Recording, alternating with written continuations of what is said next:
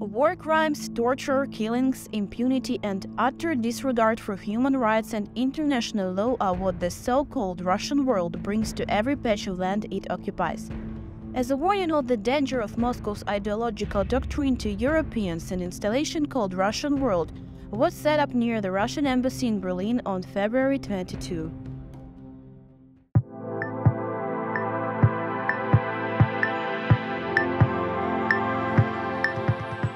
Svitlana, hi, thank you for joining us today. Thank you for inviting me. So the first question I have for you. So the installation Russian World was set up near the Russian embassy in Berlin on February 22. I suppose it was dedicated to the day that marked the year of the full-scale invasion of Ukraine by Russia. Can you please tell me more details about the installation? Who was the organizer? What was it about? And most importantly, what should the Germans be warned of by this installation? Yeah, thank you. Good question. The installation is called Russkiy Mir, which in Russian means Russian world. Yeah, Russkiy Mir or Russian world is a revanchist idea of restoration Russian Federation back in the orders of USSR or Russian Empire. So sometimes they use USSR borders, sometimes Russian Empire borders. So, and through this installation, we aim to demonstrate Germans that firstly, the war Russia started against Ukraine has ideology behind it. And with this ideology, Russia and Russians justify the war. The installation is called Russkiy Mir. And actually, we did it like Russians. We have done it like Russians do. We just occupied a zone in the center of Berlin and established there the Russian world. Actually, the rules which Russia brings with its soldiers to the occupied territories of Ukraine. Within this zone, all of the war crimes were decriminalized. Domestic violence was allowed for fair, like 85 euro. So these kinds of things. And the installation aimed to demonstrate Germans that there's nobody we could negotiate with.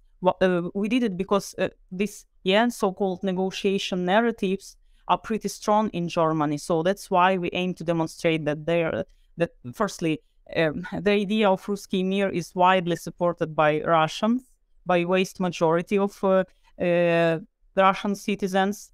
According to the Institute of War Science, TIOM, even Levada, the vast majority means like up to 80%. Yeah, and even Russian opposition politicians like Navalny in 2014, they supported the occupation of Crimea. So there's nobody to negotiate with. And actually, there are things which people do not negotiate about, like human rights or borders. So that's why we did it. The campaign was launched together with the Center for Strategic Communications of Ukraine. Thank you, Svitlana. So in this installation, I saw that there was an imitation of the gas pipes.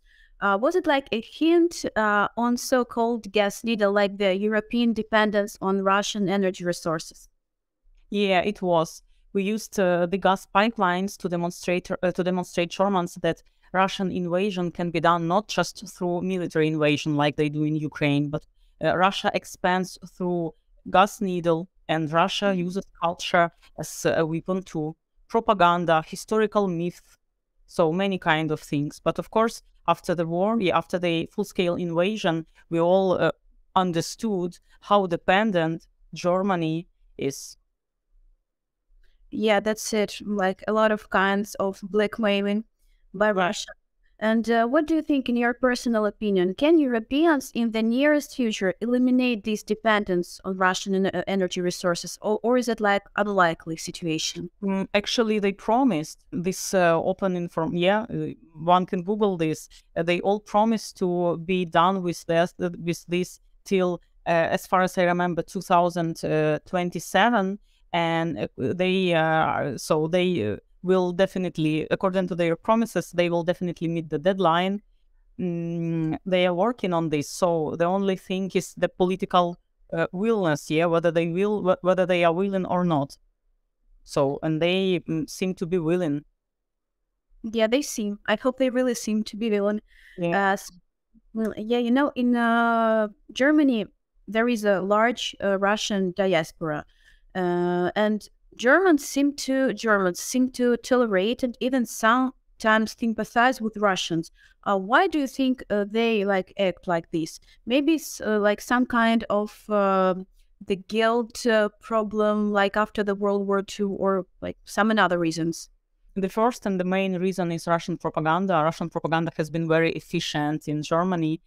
Secondly, false historical narratives. Yeah, in Germany, Russia has been using this also very efficiently. And Germans also believe there is a strong idea that there are no bad folks.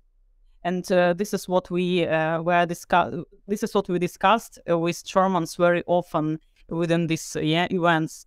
There are no bad folks, but there are bad ideas which folks support.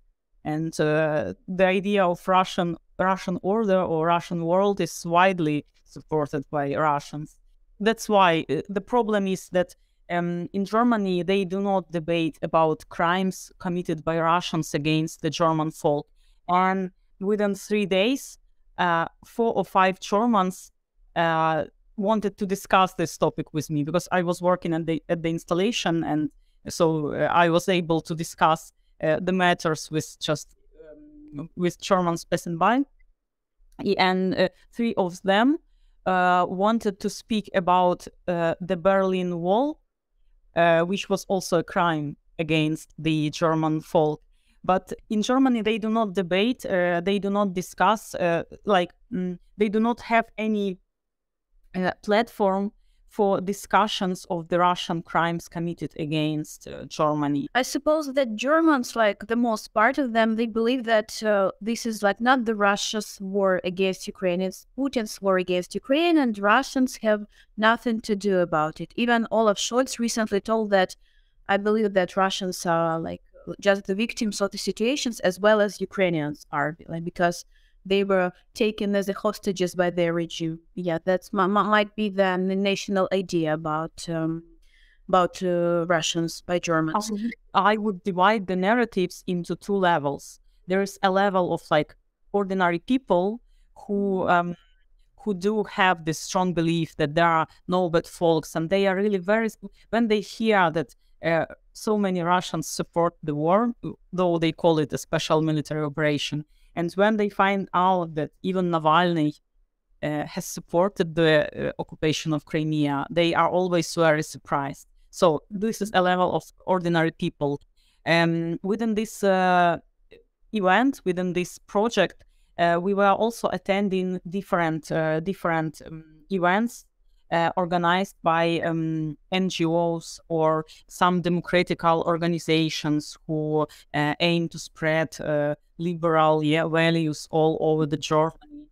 And within this, intellectual community of historians, community of East European experts, and even politicians, the narratives there have changed very much. There are people, they never used Putin's war. They always used Russia's war. And they never debated about whether tanks or jets. They asked questions, what Ukraine needs to win the war. That's it. So in this intellectual society, intellectual community, narratives have very much changed. But of course, on the level of ordinary people, they do have this strong belief in innocent Russians. Nevertheless, I think the situation will change because the narratives come from intellectual society to the ordinary people. And I think step by step, Germans start discussions about the crimes committed by Russians against their own folk, which must change the situation and narratives very much. Actually, I'm very happy to hear that the narratives are changing, because finally they should have been changed on February 24, 1 year ago. but still they need 1 year to see all the war crimes Russians did in Ukraine. But finally, they're starting to change their minds. So talking about Russians, like the last question, how did they react to your installation? Were there any situations like conflicts and so on and so forth?